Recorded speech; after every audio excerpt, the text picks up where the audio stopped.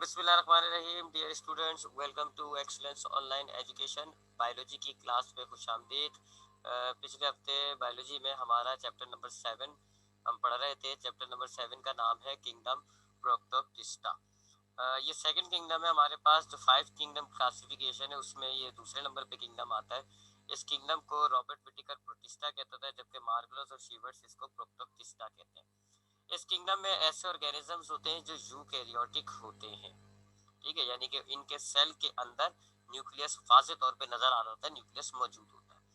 इस किंगडम में आपको यूनिसेलुलर भी मिलते हैं, मल्टीसेलुलर भी मिलते हैं, ऑटोट्रॉप भी होते हैं, हेटरोट्रॉप भी होते हैं। असल में मार्गलस और शीवर्ट्स के मुताबिक इस किंगडम में वो ऑर्गेनिजम्स डाले जाते हैं जो किसी और किंगडम में फिट नहीं हो रहे होते।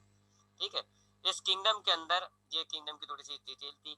फिर इस किंगडम के अंदर हमने 3 ग्रुप बनाए हुए।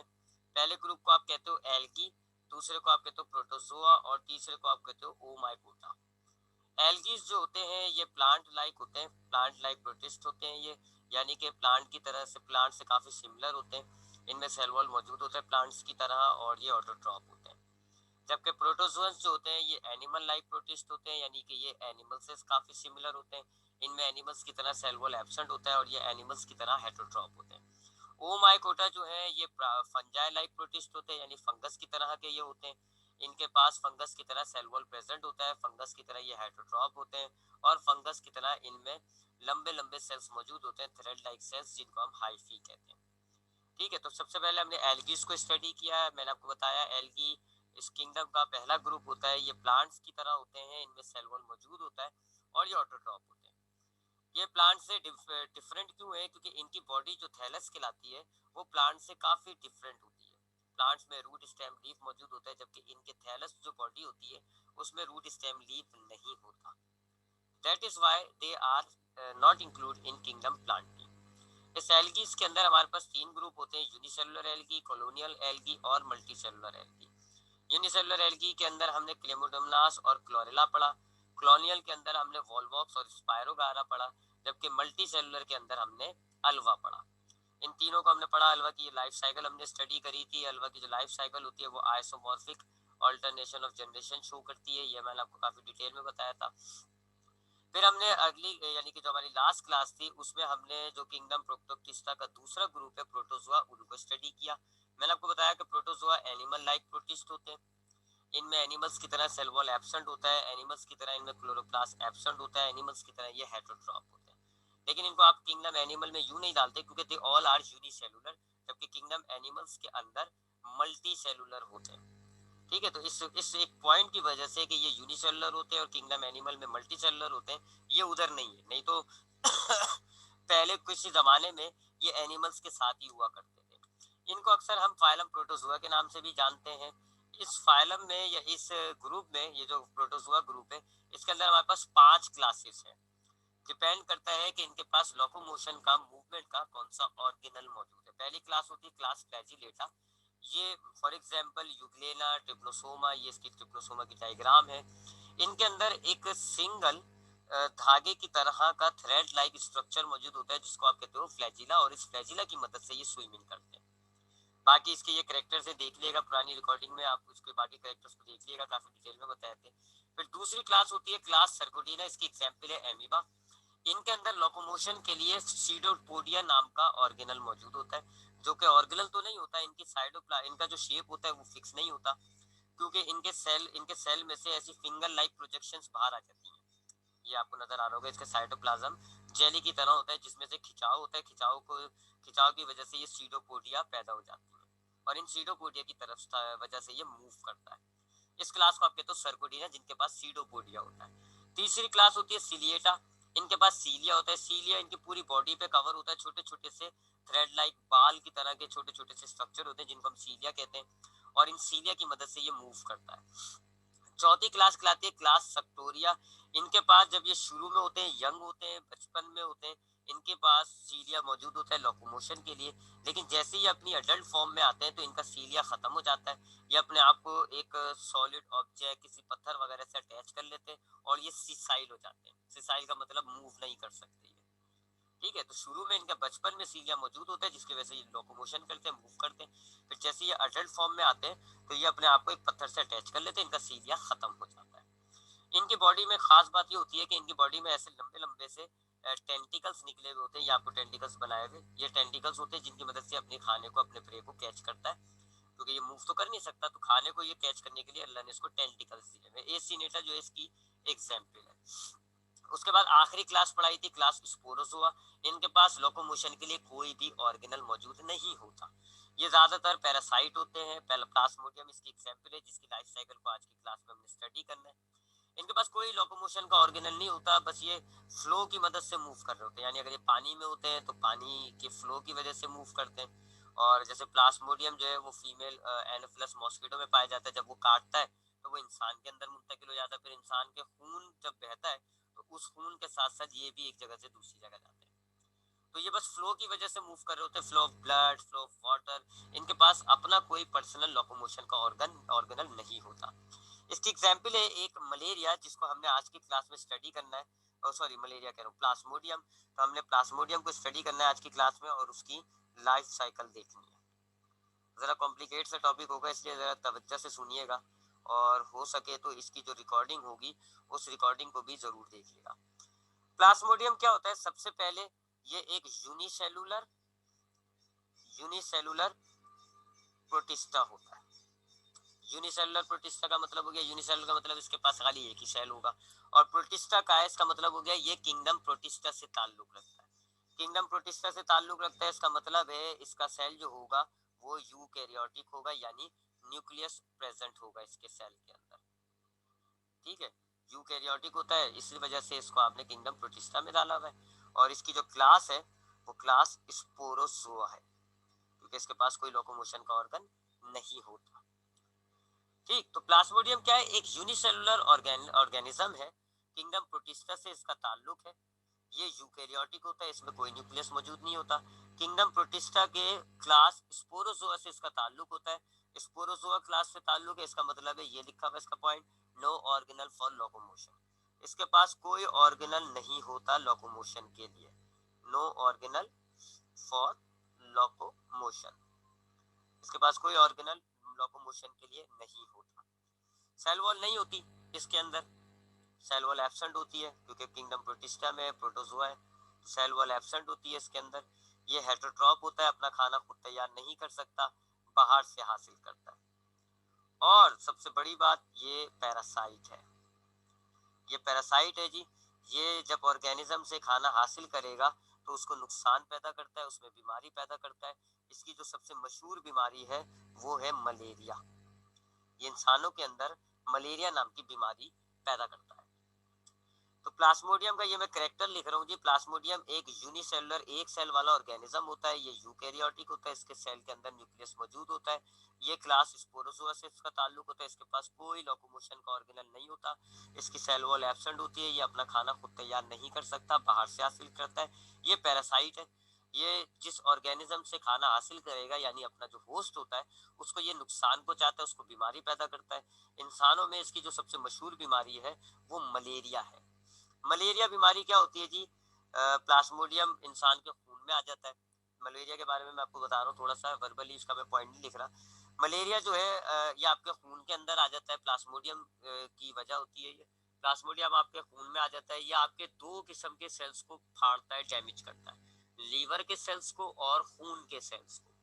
ठीक है, प्लाज्मोडियम जो है ये ह्यूमन के हेपाटिक सेल, यानी कि लीवर सेल्स को आप कहते हो हेपाटिक सेल्स, हेपाटिक सेल्स, और उसके बाद खून के जो सेल्स होते हैं, रेड ब्लड सेल्स, उनको डैमेज करता है, उनको फाड़ देता है, जिसकी वजह से आपको जो बीमारी होती है उस बीमारी को आप कहते हो मलेरिया। इसके सिम्टम्स जो होते हैं, जब ये आपके खून के सेल्स को फाड़ना शुरू करता है, लीवर के सेल्स को फाड़ना शुरू करता है, तो आपको बुखार जो है वो तकरीबन 106 डिग्री फ़ारेनहाइट तक पहुंच जाता है। और फिर बुखार भी आपको ऐसा हो रहा होता है कि कभी उतरता है कभी चढ़ता है, यानी कभी 106 हो जाएगा, फिर वापस आपका 100 हो जाएगा, फिर दोबारा एकदम बढ़ जाएगा, फिर इस तरह आपका जो टेम्परेचर होता है, फीवर जो होता है, वो आपका उतरता चढ़ता रहता है। और दूसरा बड़ा सिम्टम जो होता है वो ये कि आपको कभी चढ़ती है, शिवरिंग होती है, आपको बुखार भी हो रहा है, ऊपर से आपको कभी भी चढ़ रही होती है। इसकी वजह ये होती है कि ये आपके लीवर सेल्स को और ब्लड के सेल्स को डैमेज कर रहा होता है। तो उसकी वजह से आपकी बॉडी जो है वो रेसिस्टेंस दे रही होती है, जिस रेसिस्टेंस की वजह से आपका टेम्परेचर बड़ा बढ़ जाता है और आपको जो है वो कभी चढ़ रही होती है। तो इस बीमारी को हम डिस्कस करेंगे कि ये हो कैसे रही है, प्लाज्मोडियम कैसे आ रहा है, वगैरह वगैरह। तो ये मलेरिया नाम की बीमारी पैदा करता है। मलेरिया के अंदर ये होता क्या है, ये इंसान के अंदर जाता है, इंसान के हेपाटिक सेल्स और आरबीसी सेल्स को डैमेज करता है, और इस बीमारी को आप कहते हो मलेरिया, जिसके अंदर आपके हेपाटिक सेल्स और आरबीसी सेल्स डैमेज होते हैं। That disease is called malaria, और मलेरिया इस प्लाज्मोडियम की वजह से हो रहा होता है। एक जमाने में ये बीमारी बड़ी जानलेवा थी, काफी इसने बंदे मारे, लेकिन उसके बाद इसकी वैक्सीन तैयार हो गई और उसके बाद तो अब ये काबिल इलाज है।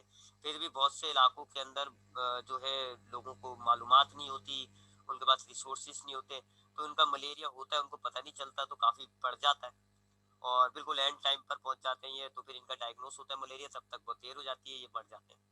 तो आज भी इस बीमारी से लोग मर रहे हैं, लेकिन लोगों के मरने की वजह इसकी वैक्सीन ना होना नहीं है, लोगों की नॉलेज ना होना इसकी वजह है।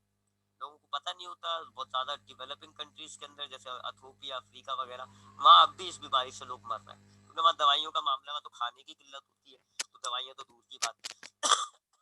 लेकिन बहरहाल एक जमाने में इसने बायोलॉजी को बड़ा स्टंट किया होता, बायोलॉजिस्ट को बड़ा परेशान किया होता। बायोलॉजिस्ट इस बीमारी को लेके बड़ा इस पे परेशान थे, इसकी रीजंस को ढूंढ रहे थे, और फिर लेविनान नाम का एक साइंटिस्ट था, उसने प्लाज्मोडियम को डिस्कवर किया था। तो डिस्कवर जो है इसको लेविनान ने किया था। उसने एक मलेरिया पेशेंट लिया, उसका ब्लड सैंपल लिया, और ब्लड सैंपल को उसने जब ऑब्जर्व किया माइक्रोस्कोप में, तो उसको ये छोटे छोटे से प्लाज्मोडियम उसमें नजर आया, तो इसने उसका नाम रखा था प्लाज्मोडियम। तो मलेरिया का जो रीजन होता है ना प्लाज्मोडियम, इसको डिस्कवर किया था लेविनान ने, उसी बीमारी की जब वो तहकीक कर रहा था, रिसर्च कर रहा था, तब उसने इसको डिस्कवर किया था। ये एक डाइजेनिक पैरासाइट होता है। डाइजेनिक पैरासाइट का मतलब होता है ऐसा पैरासाइट जिसके दो होस्ट होते हैं, यानी एक ऑर्गेनिज्म के अंदर रह के ये खाना नहीं हासिल करता, इसके दो होस्ट होते हैं। ऐसे ऐसे ऑर्गेनिज्म, ऐसे पैरासाइट को जिसके दो होस्ट होते हैं, उसको आप कहते हो डाइजेनिक पैरासाइट, दो होस्ट वाला। इसके दो होस्ट कौन से होते हैं जी, एक होता है इसका प्राइमरी होस्ट, यानी कि इसका मेन होस्ट जो होता है, प्राइमरी होस्ट जो होता है वो इसका ह्यूमन होता है, और जो इसका सेकेंडरी होस्ट होता है वो इसका होता है, कहाँ लिखूं, यहाँ प्राइमरी होस्ट जो होता है इसका मैन होता है। ह्यूमन, मैन तो नहीं कह सकते क्योंकि आदमी खाली, औरत भी तो बीमार होती है इससे, ह्यूमन लिख लिया। तो इसका जो प्राइमरी होस्ट होता है वो ह्यूमन होता है, जबकि इसका जो दूसरा होस्ट होता है उसको हम कहते हैं इसका सेकेंडरी होस्ट, और उस होस्ट को हम कहते हैं, इसका जो सेकेंडरी होस्ट है वो है female Anopheles mosquito, female Anopheles mosquito. Anopheles जो है मॉस्किटो की एक स्पीशी है, और उस स्पीशी में जो खाली फीमेल होती है वो इसकी सेकेंडरी होस्ट होती है। तो दो होस्ट होते हैं इसके, इसलिए इसको आप डाइजेनिक पैरासाइट कह रहे हो। इसका पहला मेन प्राइमरी होस्ट जो है वो इसका ह्यूमन होता है, प्राइमरी होस्ट, और जो सेकेंडरी होस्ट होता है इसका वो फीमेल एनोफिलस मॉस्किटो होती है। प्राइमरी होस्ट का मतलब होता है ज्यादा अरसा ये उस होस्ट में निकालेगा, ज्यादा डैमेज करेगा, ज्यादा खाना हासिल करेगा, ज्यादा ग्रोथ करेगा। तो ये ह्यूमंस के अंदर ज्यादा रहता है, ह्यूमंस के अंदर ज्यादा ये डैमेज पैदा करता है, उनको ज्यादा नुकसान देता है, मलेरिया उन्हीं में ही पैदा कर रहा होता है, ज्यादा टाइम उन्हीं में निकालता है। जबकि सेकेंडरी होस्ट कहते हैं ऐसे होस्ट को जिनमें ये ज्यादा टाइम नहीं निकालता, ज्यादा डैमेज भी नहीं करता। तो ये फीमेल एनोफिलस मॉस्किटो के खाली जो स्टमक वॉल होती है उसी को डैमेज करता है, खाली सेक्सुअल रिप्रोडक्शन करता है। ह्यूमन के अंदर ये जो है ए सेक्सुअल रिप्रोडक्शन करेगा, ए सेक्सुअल रिप्रोडक्शन करता है ह्यूमन के अंदर, जबकि अपना जो इसका सेकेंडरी होस्ट है फीमेल एनोफिलस मॉस्किटो, वहां ये सेक्सुअल रिप्रोडक्शन करेगा। तो दोनों टाइप की रिप्रोडक्शन शो करता है, ये एसेक्सुअल भी और सेक्सुअल भी। ह्यूमन जो इसका प्राइमरी होस्ट है वहां रहकर ये अपनी एसेक्सुअल रिप्रोडक्शन करता है, बगैर गैमेट्स के अपने आप को तादाद को बढ़ाएगा।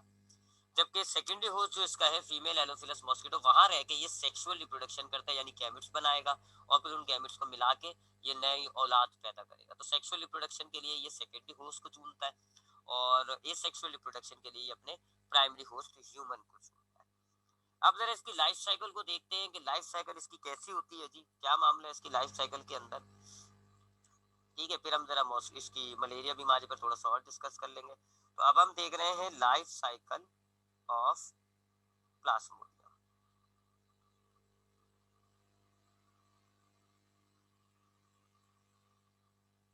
प्लाज्मोडियम जो है सबसे पहले पाया कहाँ जाता है, या इसकी हम लाइफ साइकिल स्टार्ट कहाँ से कर रहे हैं जी, फीमेल एनोफिलस मॉस्किटो के थूक से हम इसकी लाइफ साइकिल स्टार्ट करेंगे। इसकी स्टार्ट करेंगे जी saliva of female Anopheles mosquito. ठीक है, इसकी लाइफ साइकिल मैं फीमेल एनोफिलस मॉस्किटो से स्टार्ट कर रहा हूँ। फीमेल एनोफिलस मॉस्किटो के ये थूक में पाया जाता है।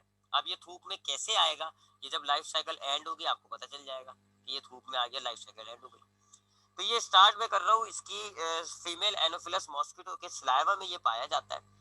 और उस फॉर्म में, जब ये इस फॉर्म में होता है, जब ये फीमेल एनोफिलस मॉस्किटो में होता है, तो उसको आप कहते हो स्पोरोजोइट।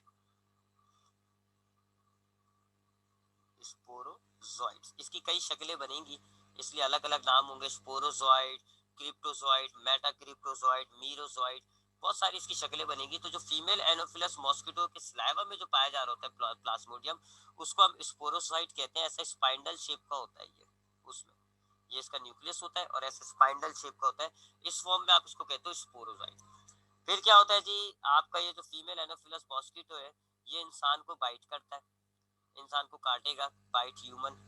और फिर ये स्पोरोजोइट जो है वो ह्यूमन के ब्लड में एंटर हो जाता है, ब्लड में आ जाएगा जी। फिर ब्लड से ये जो है ट्रेवल करके लीवर के सेल्स में जाता है, यानी हेपाटिक के सेल्स में जाएगा, हेपाटिक सेल्स के अंदर ये चला जाता है और वहां से इसकी पहली स्टेज स्टार्ट होगी। ठीक है जी, ये अभी तक यहाँ पर आ गए हम। अब इसकी पहली स्टेज स्टार्ट होगी, पहली स्टेज को आप कहते हो स्टेज 1 लिख रहे हैं हम यहाँ पे, यहाँ लिखते हैं फर्स्ट स्टेज स्टार्ट होगी, इसको हम कहते हैं प्री इरिथ्रोसाइटिक फेज।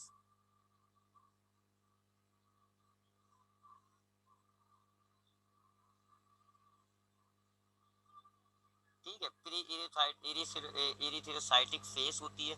इरिथ्रोसाइट्स जो होते हैं, ये जो वर्ड आपको नजर आ रहा है इरिथ्रोसाइट्स, ये हम कहते हैं आरबीसी यानी रेड ब्लड सेल्स को। प्री का मतलब होता है पहले, तो प्री इरिथ्रोसाइटिक फेज का मतलब हो गया रेड ब्लड सेल्स से पहले। इस स्टेज के अंदर आपका ये जो स्पोरोजोइड है ये रेड ब्लड सेल्स में नहीं होता, ये उससे पहले यानी हेपाटिक सेल्स में होता है, लीवर के सेल्स में होता है। तो ये जो स्पोरोजोइड फीमेल एनोफिलस मॉस्किटो काटने के बाद आपके ब्लड में आया है, तो ये अभी ब्लड में कोई डैमेज नहीं करेगा, बल्कि ब्लड के फ्लो के जरिए ये जाएगा हेपाटिक सेल्स में, और ये पहले हेपाटिक सेल्स को डैमेज करेगा, लीवर के सेल्स को डैमेज करेगा, उसके बाद जाएगा ये आपके ब्लड के सेल्स में। तो ये बाद में जा रहा है, तो ये ब्लड के सेल्स से पहले की स्टेज हो गई, जिसको आप कहते हो प्री इरिथ्रोसाइटिक फेज, यानी इस फेज के अंदर ये लीवर के अंदर होगा। अब जरा इस फेज की बात कर लेते हैं। ठीक है, अब आपके पास ये जो फेज होता है ये कहाँ हो रहा है जी, मैं यहाँ लिख देता हूँ, ये हो रहा है हेपाटिक सेल्स के अंदर। ये वाला फेज जो होता है पहला फेज, ये हेपाटिक सेल्स में होता है, यानी कि लीवर के सेल्स में होता है। इसमें ये खून के सेल्स में नहीं हो रहा होता है, ये खून के सेल्स से पहले की कहानी है, पहले का फेज है, इसलिए आप इसको प्री इरिथ्रोसाइटिक फेज कह रहे हो। अब इसमें होता क्या है जी, ये आपके पास सपोज करें जी ये एक लीवर सेल है। ठीक है, ये आपका जो स्पोरोजोइड है, ये स्पोरोजोइड हो गया, ये स्पोरोजोइड हो गया जी। ये आपके स्पोरोजोइड जो है लीवर सेल में एंटर हो जाएगा, ले ये जी एंटर हो गया। अब जब ये एंटर हो जाएगा अंदर लीवर सेल्स में जाएगा, तो ये अपने आप को काफी ग्रोथ करता है, 2-4 दिन 5 दिन लगाएगा, और अपने आप को ग्रोथ करते करते ऐसी गोल बॉडी की फॉर्म में आ जाएगा, गोल शक्ल में आ जाएगा। इस गोल शक्ल में आप इसको कहते हो शीजोंट। अब ये कहलाएगा, जब ये गोल फॉर्म में आता है ना, स्पाइंडल शेप में होता है, तो ये स्पोरोजोइट कहलाता है। जब ये गोल शक्ल में आ जाएगा तो इसको आप कहोगे शीजोंट।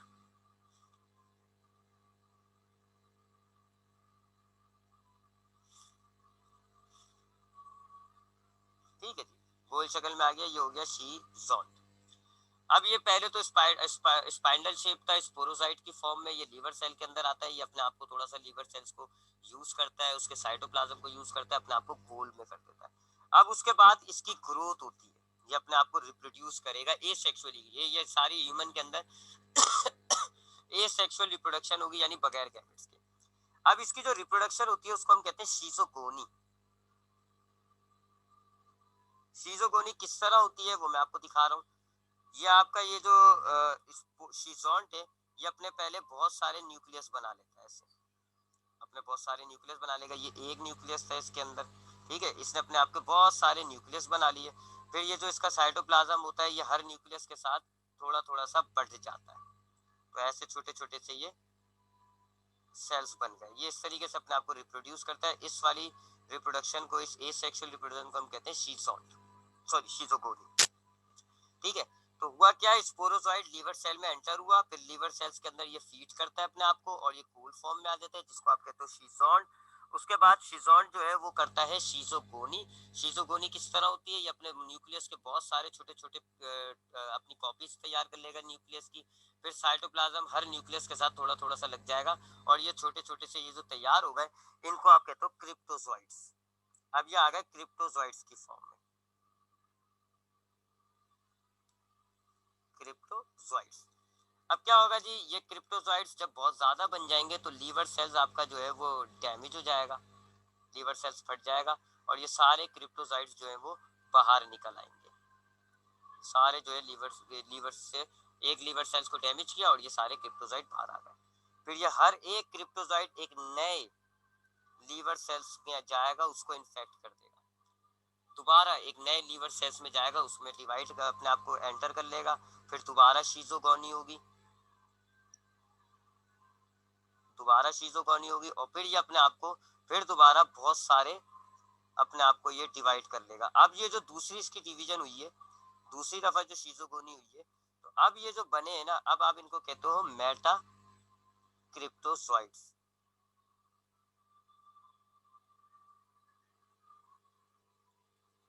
ठीक है, मेटा क्रिप्टोसॉइड्स। फिर दोबारा यही होगा जी, ये लीवर सेल्स को डैमेज कर देंगे, फाड़ देंगे और ये जो मेटा क्रिप्टोसॉइड्स है ये सारे उस लीवर सेल से बाहर आ जाएंगे, ऐसे ये सारे बाहर आ जाएंगे। फिर दोबारा ये एक लीवर सेल्स को डैमेज करेंगे और ये साइकिल चलती रहेगी। ये प्री इरिथ्रोसाइटिक फेज है। प्री इरिथ्रोसाइटिक फेज में क्या होता है, सबसे पहले आपके पास जो स्पाइंडल शेप स्पोरोजोइड है वो एक लीवर सेल के अंदर एंटर हो जाएगा, लीवर सेल्स के जरिए अंदर ये उसको फीड करेगा और गोल शक्ल में आ जाएगा। उस गोल शक्ल में आप कहते हो इसको शीजोन। फिर शीजोन जो है अपने आप को शीजोगोनी करेगा, अपने न्यूक्लियस को बहुत सारा डुप्लीकेट कर देगा, फिर साइटोप्लाज्म लगाएगा और बहुत एक शीजोन जो है वो बहुत सारे छोटे छोटे क्रिप्टोसॉइड्स में कन्वर्ट हो जाएगा। फिर ये लीवर सेल्स फटेगा, ये सारे क्रिप्टोसॉइड्स निकलेंगे और हर क्रिप्टोसॉइड एक अलहदा हिपाटिक सेल्स के अंदर एंटर हो जाएंगे। फिर दोबारा ये शीजोगोनी करेंगे, एक दफा और शीजोगोनी करेंगे और अब जो ये बन के निकलेंगे उनको आप कहोगे मेटा क्रिप्टोसॉइड्स।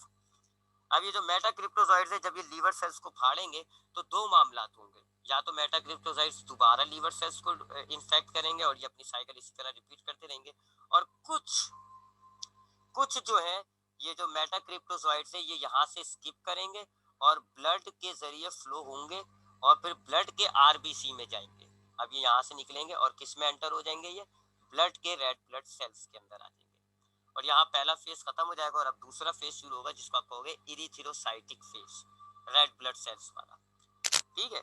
तो ये आपके स्पोरोजाइट्स की तरह कन्वर्जन देखिएगा, स्पोरोजोइट्स से पहले गोल फॉर्म में आए, शीजोन्ट कहलाया, फिर इन्होंने अपने आप को बहुत सारे शीजोगोनी के जरिए बहुत सारी कन्वर्ट कर दी और अब ये हो गए क्रिप्टोजोइट्स। फिर ये क्रिप्टोजोइट्स लीवर सेल्स को फाड़ कर जब बाहर निकलेंगे तो दोबारा एक दफा और शीजोगोनी करेंगे और अब बन जाएंगे ये मेटा क्रिप्टोजोइट्स। कुछ मेटा क्रिप्टोजोइट्स लीवर में ही रहेंगे और लीवर के सेल्स को एंटर करके इसी तरीके से वो उसको डैमेज करते रहेंगे, लीवर के सेल्स को फाड़ते रहेंगे, और कुछ जो है मेटा क्रिप्टोजोइट्स वो आपके रेड ब्लड सेल्स के अंदर एंटर हो जाएंगे। यहाँ पे आपका पहला फेज खत्म हो जाएगा। अब आता है फिर उसके बाद दूसरा फेज, इस दूसरे फेज को आप कहते हो इरिथ्रोसाइटिक फेज। इरिथ्रोसाइटिक फेज जो है वो आपके रेड ब्लड सेल्स के अंदर होता है, खून के अंदर, ठीक है। ये कहाँ हो रहा है, ये रेड ब्लड सेल्स में हो रहा है, ठीक है। अब इस वाले फेज को देखते हैं ये क्या होता है मामला। अब ये जो आपके मेटा क्रिप्टोजोइड्स निकले ये थोड़ा सा स्पाइंडल शेप में हो जाते हैं जी, ऐसे थोड़े से स्पाइंडल शेप के होते हैं ये, और ये आपके रेड ब्लड सेल्स के अंदर आ जाते हैं। ये आपका रेड ब्लड सेल्स है, रेड ब्लड सेल में न्यूक्लियस नहीं होता, ये याद रखिएगा, रेड ब्लड सेल में न्यूक्लियस नहीं होता, खाली साइटोप्लाज्म होता है और एक प्रोटीन होता है, बहुत सारे प्रोटीन होते हैं और हीमोग्लोबिन होता है, एंटीजीन होती है, एंटीबॉडीज होती है, बहरहाल न्यूक्लियस नहीं होता। तो ये आपका रेड ब्लड सेल है, मैं लिख देता हूँ इसको RBC, और ये जो है ये वही है जी मेटा क्रिप्टोजोइड्स। कुछ मेटा क्रिप्टोजोइड्स जो है वो लीवर के ही अंदर रह जाते हैं और वहां पे लीवर सेल्स को डैमेज करते रहते हैं, और कुछ मेटा क्रिप्टोजोइड्स जो है वो रेड ब्लड सेल्स के अंदर आ जाते हैं। अब जब ये रेड ब्लड सेल्स के अंदर आएंगे तो ये रेड ब्लड सेल के अंदर आ जाते हैं, सबसे पहले ये गोल फॉर्म में आते हैं, गोल फॉर्म में आ गए ये, इसको आप कहते हो ट्रोपोजोइट। जब ये गोल फॉर्म में आते हैं तो यहाँ पर आप इनको कहते हो ट्रोपोजोइट। जब ये हिपाटिक सेल के अंदर स्पोरोजोइट एंटर हुआ था और गोल फॉर्म में आया था तो आपने उसको नाम दिया था शीजोंड का, और यहाँ पर जब ये आते हैं और गोल फॉर्म में आते हैं तो आप इनको नाम देते हो ट्रोपोजोइट का। उसके बाद क्या होता है जी, यह रेड ब्लड सेल आ गया। उसके बाद क्या होता है, इनके अंदर एक वैक्यूल डिवेलप हो जाता है, मैं दूसरे कलर से बना देता हूँ, ये एक वैक्यूल डिवेलप हो जाता है, ये जो मैंने हाईलाइट कर दिया ग्रीन कलर से ये वैक्यूल है, ठीक है, एक वैक्यूल डिवेलप हो जाता है। वैक्यूल डिवेलप होता है ताकि ये जो रेड ब्लड सेल की चीजें हैं उनको ये अपने अंदर एब्जॉर्ब करके स्टोर कर ले। तो वैक्यूल डिवेलप हो जाता है और इनकी जो पूरी बॉडी है वो किनारे में आ गई, देखें वैक्यूल की वजह से इनकी जो बॉडी है वो खाली किनारे पे सिमट के रह गई।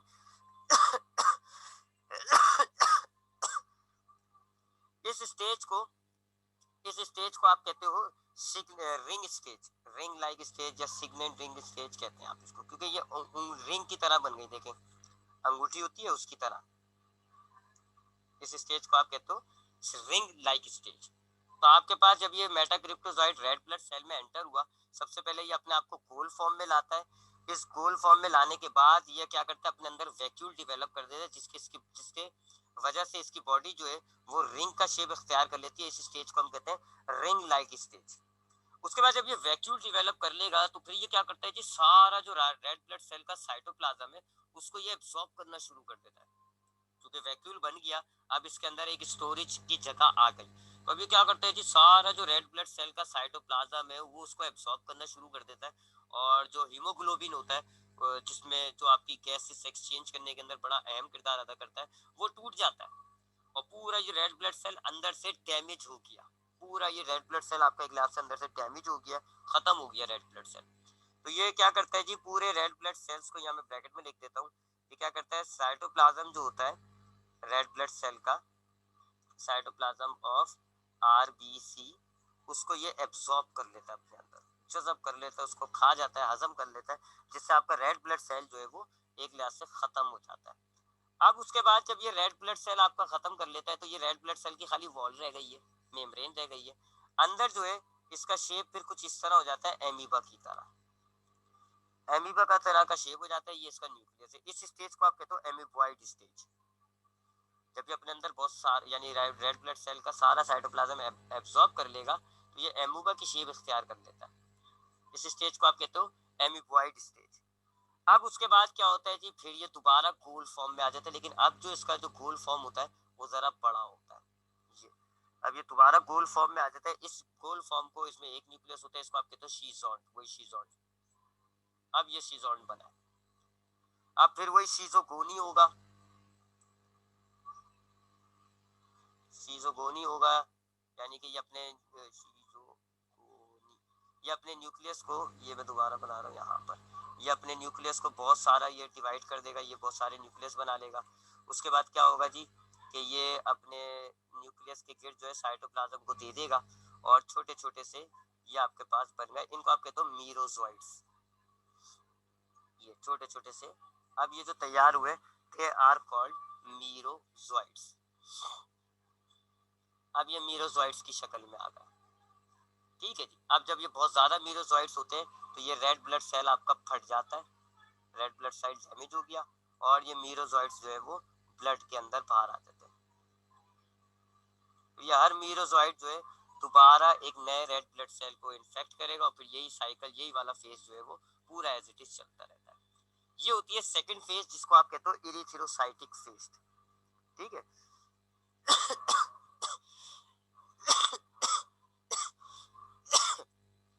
ये दूसरा फेज हो गया। जरा दोबारा देखते हैं इरिथ्रोसाइटिक फेज में, जो आपकी पिछली फेज थी प्री इरिथ्रोसाइटिक फेज, उसमें आपके पास तैयार हुए थे आखिर के अंदर मेटाक्रिप्टोसाइट्स। कुछ मेटाक्रिप्टोसाइट्स लीवर में रहते हैं, लीवर्स को डैमेज करते हैं। कुछ मेटाक्रिप्टोसाइट्स जो है वो रेड ब्लड सेल्स के अंदर आ जाते हैं। जब ये रेड ब्लड सेल्स के अंदर आते हैं तो सबसे पहले ये गोल फॉर्म में आते हैं, उसको आप कहते हो ट्रोपोसाइट। फिर इनमें वैक्यूल डेवलप हो जाते हैं, इस स्टेज को आप कहते हो रिंग लाइक स्टेज। अब उसके बाद ये सारा जो रेड ब्लड सेल का साइटोप्लाज्म है उसको एब्जॉर्ब कर लेंगे और ये अपने आप को एक एमीबा की शक्ल में ले आता है, उसको आप कहते हो एमीबॉइड स्टेज। फिर ये बकायदा गोल फॉर्म में आ जाते हैं, उसको आप कहते हो शिजॉन्ट। अब ये जो शिजॉन्ट है ना, इसने ये काफी ग्रोथ हुए वो होता है, इसने सारा रेड ब्लड सेल का साइटोप्लाज्म एब्जॉर्ब कर लिया, रेड ब्लड सेल डैमेज हो चुका है, एक लिहाज से खत्म हो चुका है। फिर ये शीजोगोनी करेंगे, अपने आप को रिप्रोड्यूस करेंगे, पहले अपने बहुत सारे न्यूक्लियस को कॉपी कर लेंगे, फिर हर न्यूक्लियस के साथ छोटा छोटा सा साइटोप्लाज्म का पोर्शन बना देंगे और ये बन गए मीरोजोइड्स। अब ये मीरोजोइड्स रेड ब्लड सेल्स को रप्चर करेंगे, बाहर निकलेंगे। अब ये बाहर निकलेंगे तो अब यहाँ से दो बातें हो सकती हैं, या तो ये इधर चले जाते हैं, इसी को डैमेज करते रहते हैं, ठीक है। अब यहाँ पर आ रही है तीसरी फेज, मैं कहाँ लिखूँ, ये रुक जाए, दो फेज हो गई। अब तीसरी फेज होती है, इसको आप कहते हैं, हाँ, इसको आप कहते हैं पोस्ट इरिथ्रोसाइटिक फेज।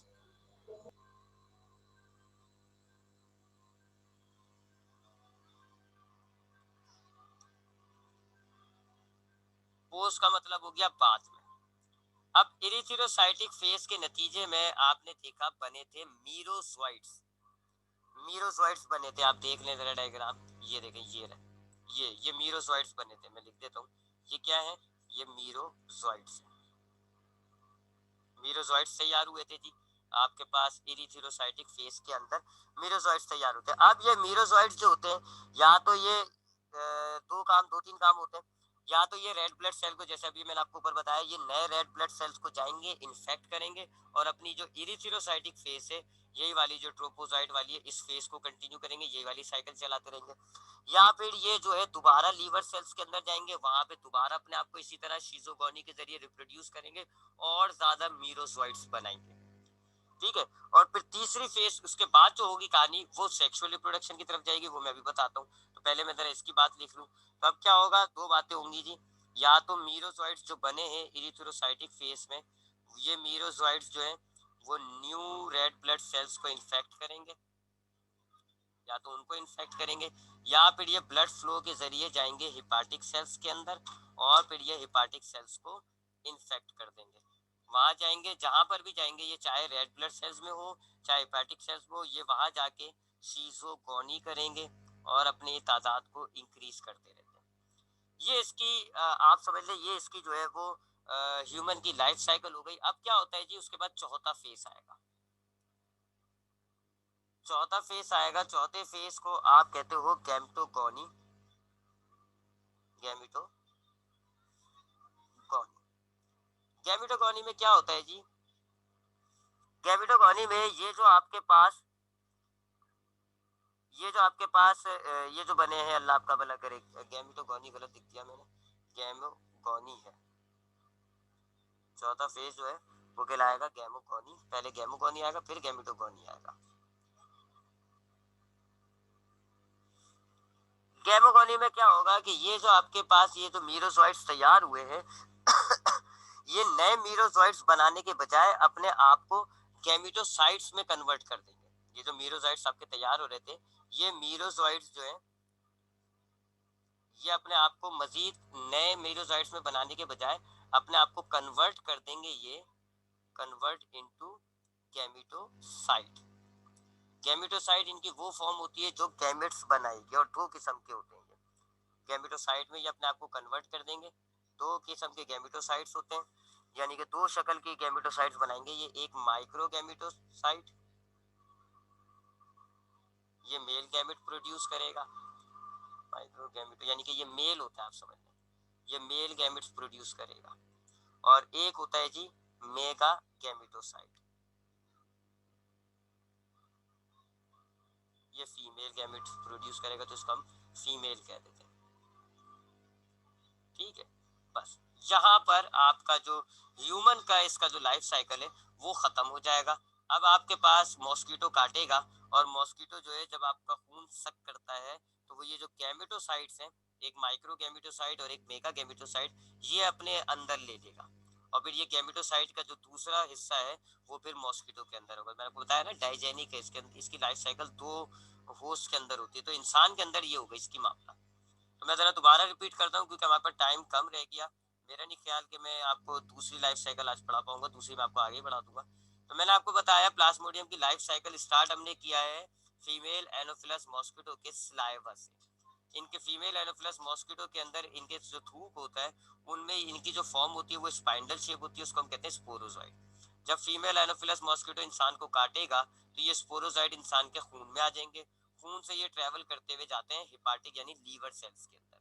वहां जाके पहली स्टेज स्टार्ट होती है जिसको आप कहते हो प्री इरिथ्रोसाइटिक फेज। ये फेज जो होती है ये होती है हिपाटिक सेल्स के अंदर। ये आपके सामने डायग्राम बनाई हुई है। स्पोरोजोइड लीवर सेल में एंटर होगा, गोल फॉर्म में आएगा जिसको आप कहते हो शीजोन। फिर ये शीजोगोनी करेगा और बहुत सारे कन्वर्ट हो जाएगा किसके अंदर, क्रिप्टोजोइड्स के अंदर। ये लीवर सेल्स को फाड़ के क्रिप्टोजोइड्स रिलीज होंगे और ये हर क्रिप्टोजोइड एक नए लीवर सेल्स में चला जाएगा। अब ये लीवर सेल में जाएगा, मजीद दोबारा शीजोगोनी करेगा और अब के बार जो ये तैयार करेगा उनको आप कहते हो मेटाक्रिप्टोजोइड्स। मेटाक्रिप्टोजोइड्स या तो बार बार यही रिपीट करते अपनी तादाद बढ़ाते रहेंगे, यानी मेटाक्रिप्टोजोइड दोबारा लीवर सेल्स में चले जाएंगे, यहाँ से स्टार्ट हो जाएगी, दोबारा लीवर सेल्स में जाएंगे, अपने आप को मल्टीप्लाई करेंगे शीजोगोनी के जरिए और फिर दोबारा बहुत सारे मेटाक्रिप्टोजोइड्स तैयार हो जाएंगे। जब ये बहुत ज्यादा हो जाते हैं लीवर सेल्स के अंदर, काफी लीवर सेल्स को डैमेज कर चुके होते हैं और इनकी तादाद काफी हो जाती है, तो फिर ये ब्लड के अंदर फ्लो होना शुरू हो जाते हैं और रेड ब्लड सेल्स के अंदर एंटर होना शुरू हो जाते हैं। यहाँ से आपकी दूसरी स्टेज स्टार्ट होती है जिसको आप कहते हो इरिथ्रोसाइटिक फेज। ये वाला स्टेज जो है वो रेड ब्लड सेल्स के अंदर होता है। अब लीवर सेल्स के अंदर बहुत सारे जब मेटाक्रिप्टोजोइड्स तैयार हो जाते हैं तो फिर ये मेटाक्रिप्टोजोइड्स रेड ब्लड सेल्स को इन्फेक्ट करते हैं, उनके अंदर एंटर हो जाते हैं। सबसे पहले ये गोल फॉर्म में आते हैं, उसको आप कहते हो ट्रोपोजोइड। फिर इनमें वैक्यूल डेवलप होता है, इस स्टेज को आप कहते हो रिंग लाइक स्टेज। इस स्टेज में ये रेड ब्लड सेल का साइटोप्लाज्म एब्जॉर्ब करना शुरू कर देते हैं और एमीबा की शक्ल इख्तियार कर लेते हैं। इस स्टेज को आप कहते हो एमीबॉइड स्टेज। फिर ये अपने आप को बहुत ज्यादा वेल डेवलप करके गोल कर देते हैं, शिजोंट कहलाते हैं ये। फिर शिजोगोनी करेंगे और बहुत सारे जो छोटे छोटे तैयार होंगे उनको आप कहते हो मीरोजोइड्स। मीरोजोइड्स ये रेड ब्लड सेल्स को फाड़ेंगे और मीरोजोइड्स रिलीज हो जाएंगे। यहाँ इरिथ्रोसाइटिक फेज खत्म हो जाता है। अब मैं तीसरा फेज शुरू होता है पोस्ट इरिथ्रोसाइटिक फेज। इसमें क्या होता है, ये जो आपकी इरिथ्रोसाइटिक फेज में मेरा मीरोजोइड्स तैयार हुए, ये मीरोजोइड्स या तो दोबारा रेड ब्लड सेल्स को नए रेड ब्लड सेल्स के अंदर एंटर होंगे, शीजोगोनी करेंगे। ये सारी स्टेज नहीं करेंगे, सिर्फ डायरेक्ट ये एंटर होंगे और ये वाली स्टेज करेंगे। यहाँ पे ये ऐसे एंटर होंगे और यहाँ पर आ जाएंगे, शीजोगोनी करेंगे, अपने आप को बहुत सारे मीरोजोइड्स में कन्वर्ट करके अपनी मीरोजोइड्स की तादाद को बढ़ाते हैं। इससे क्या होता है, रेड ब्लड सेल्स डैमेज पे डैमेज हो रहे हैं और मीरोजोइड्स की क्वांटिटी बढ़ती जा रही है। या तो ये मीरोजोइड्स रेड ब्लड सेल्स को डैमेज करते हैं, कुछ मीरोजोइड्स जो है वो ब्लड फ्लो के जरिए हिपाटिक सेल्स के अंदर जाते हैं और हिपाटिक सेल्स के अंदर अपनी क्वांटिटी बढ़ाना शुरू कर देते हैं, वहां उनको डैमेज करना शुरू कर देते हैं। तो मीरोजोइड्स या तो नए रेड ब्लड सेल्स को जाएंगे, उनमें अपनी तादाद को बढ़ाएंगे, उनको डैमेज करेंगे, या फिर ये हिपाटिक सेल्स के अंदर जाएंगे और उनको वहां पे जाके डैमेज करेंगे। दोनों जगहों पे ये शीजोगोनी के जरिए अपने आप को बढ़ाते हैं। ये होता है पोस्ट इरिथ्रोसाइटिक फेज। जब बहुत ज्यादा ये अपने आप को बहुत ज्यादा मल्टीप्लाई कर लेते हैं, इनकी क्वांटिटी बहुत ज्यादा बढ़ जाती है, काफी रेड ब्लड सेल्स डैमेज हो जाते हैं, काफी हिपैटिक सेल्स डैमेज हो जाते हैं, तो फिर ये चौथा फेज पर आते हैं। इस फेज को आप कहते हो गैमोगोनी। गैमोगोनी में क्या होता है कि कुछ मीरोजोइड्स जो होते हैं वो अपने आप को कन्वर्ट कर देते हैं गैमेटोसाइट्स के अंदर। गैमेटोसाइट कहते हैं इनकी उस फॉर्म को जो गैमेट्स बनाएंगे। गैमेट्स बनाएंगे होते तो गोल गोल ही है, ऐसे गोल गोल होंगे, इनके अंदर न्यूक्लियस होगा, लेकिन ये अब अपने आप को मजीद डिवाइड नहीं करेंगे। अब बस ये अपने अंदर गैमेट बनाएंगे कब, जब ये फीमेल एनोफिलस मॉस्किटो के अंदर जाएंगे तो ये अपने अंदर से गैमेट बनाना शुरू कर देंगे। तो ये इनको आप कहते हो गैमेटोसाइट्स। तो कुछ मीरोजोइड्स जो है वो अपने आप को गैमेटोसाइट्स में ले आएंगे। जब ये गैमेटोसाइट में आ जाएंगे तो अब ये अपने आप को एसेक्सुअल रिप्रोडक्शन नहीं करेंगे, अपने आप को रोक देंगे, इंतजार करेंगे खून में रह के। जब मॉस्किटो काटेगा तो ये गैमेटोसाइट मॉस्किटो के अंदर चले जाएंगे। अब जो गैमेटोसाइट बनते हैं मीरोजोइट से वो दो किस्म के होते हैं, एक माइक्रो गैमेटोसाइट कहलाता है, एक मेगा गैमेटोसाइट कहलाता है। माइक्रो गैमेटोसाइट ये मेल होता है, दरअसल ये मेल गैमेट बनाएगा, जबकि मेगा गैमेटोसाइट जो फीमेल होता है और ये फीमेल गैमेट बनाएगा। तो कुछ मीरोजोइट्स रेड ब्लड सेल्स को इन्फेक्ट कर रहे हैं, कुछ हिपाटिक सेल्स को इन्फेक्ट कर रहे हैं और कुछ मीरोजोइट्स जो है वो माइक्रो और कुछ जो है वो मेगा गैमेटोसाइट में कन्वर्ट हो गए। अब ये खून के अंदर ये जो गैमेटोसाइट है ये खून में रहेंगे, वेट करेंगे। कब तक वेट करेंगे, जब तक फीमेल एनोफिलस मॉस्किटो दोबारा इंसान को ना काटे। जब फीमेल एनोफिलस मॉस्किटो दोबारा इंसान को काटेगा और फीमेल एनोफिलस मॉस्किटो जब इंसान का खून सक करेगा तो ये माइक्रो गैमेटोसाइट चूंकि खून में मौजूद हैं, अब ये ट्रांसफर हो जाएंगे फीमेल एनोफिलस मॉस्किटो के बॉडी के अंदर। यहाँ पर इनकी जो ह्यूमन लाइफ साइकिल है वो खत्म हो गई। अब इनकी दूसरा लाइफ साइकिल का दूसरा हिस्सा शुरू होगा जिसका होस्ट जो है वो मॉस्किटो है। मैंने आपको बताया था प्राइमरी होस्ट जो होता है वो ह्यूमन होता है, ये उसकी सारी लाइफ साइकिल है, और जो सेकेंडरी होस्ट होगा वो मॉस्किटो होगा। अच्छा, आपने देखा ह्यूमन की लाइफ साइकिल के अंदर इसने कोई गैमेट्स नहीं बनाया, इसने जो आपको अपने आप को मल्टीप्लाई किया, अपनी तादाद बनाई, बढ़ाई तादाद, वो सारी इसने ए सेक्सुअल मेथड से करी है। इसीलिए मैंने आपको शुरू में देखें लिख के क्या दिया था कि प्राइमरी होस्ट इसका ह्यूमन है, क्योंकि आप देख लें ज्यादातर काम इसने प्राइमरी होस्ट में किया, डैमेज इसने प्राइमरी होस्ट में किया, रेड ब्लड सेल्स को डैमेज किया, लीवर को सेल्स को डैमेज किया। तो प्राइमरी होस्ट इसका इंसान है, क्योंकि इंसान के अंदर ये सबसे ज्यादा डैमेज पैदा कर रहा है। और ह्यूमन के अंदर इसने किस तरह का रिप्रोडक्शन किया, शीजोफ्रेनी, एसेक्सुअल रिप्रोडक्शन, कोई गैमेट्स नहीं बनता। अब जब ये, सर आप बोले। सर ये जो मलेरिया होता है ये फीमेल की वजह से होता है यानी कि? हाँ, फीमेल, खाली वो भी मॉस्किटो की एक स्पीशी होती है एनोफिलस, तमाम मॉस्किटो से नहीं, एक खास स्पीशी है एनोफिलस, उसमें भी मेल और फीमेल में से खाली फीमेल, ठीक है, इसलिए ये इतना कॉमन नहीं होता, मखसूस होता है, ये खास कॉमन नहीं होता, क्योंकि खाली एक ही स्पीशी है एनोफिलस, उसके मेल भी होता है फीमेल भी होता है, लेकिन फीमेल के जो एनोफिलस मॉस्किटो है उसके अंदर ये जाएगा, उसके अंदर ये सरवाइव करता है, मेल में नहीं रहता। ठीक, तो अब ये जो इसकी सेकेंडरी होस्ट की लाइफ साइकिल है ये इंशाल्लाह हम कल स्टडी करेंगे। अब आप बस ये ध्यान में रखिएगा कि वो जो मीरोसोइट्स है वो गैमेटोसाइट्स में कन्वर्ट हो गए, एक है माइक्रो गैमेटोसाइट, एक है मेगा गैमेटोसाइट। अब जब ये इंसान को काटेगा तो ये अंदर चले जाएंगे फीमेल में, और फिर वहां पे ये अपनी लाइफ साइकिल कंटिन्यू करेंगे। 1 मिनट से कम रहेगी, अगर कोई सवाल है तो पूछिएगा, नहीं तो क्लास ड्रॉप हो जाएगी, तो दोबारा रिकनेक्ट मत करिएगा। सर ये जो इरिथोसाइटिक फेस है, इसमें जब ये रेड ब्लड सेल फट जाएगा तो ये अब दूसरे रेड ब्लड सेल को डैमेज करेगा? हाँ हाँ, तो ये हिपाटिक फेस में भी यही होता है, लीवर सेल्स को भी, एक लीवर सेल्स को डैमेज करेगा, उसके बाद ये एक के बाद जब ये बहुत सारे बन जाएंगे तो ये लीवर सेल्स में एंटर होते रहते हैं। इसी तरह रेड ब्लड सेल में जब ये मीरोजॉइट्स होंगे, मैंने आपको क्या कहा, मीरोजॉइट्स रेड ब्लड सेल में भी जाएगा, लीवर में भी जाएगा, तो ये कंटिन्यूसली डैमेज करते रहते हैं। और कोई सवाल? अब इसकी वीडियो को देखिएगा, कल जब इसकी लाइफ साइकिल को कंप्लीट करेंगे तो कोई सवाल हो मजीद तो कल की क्लास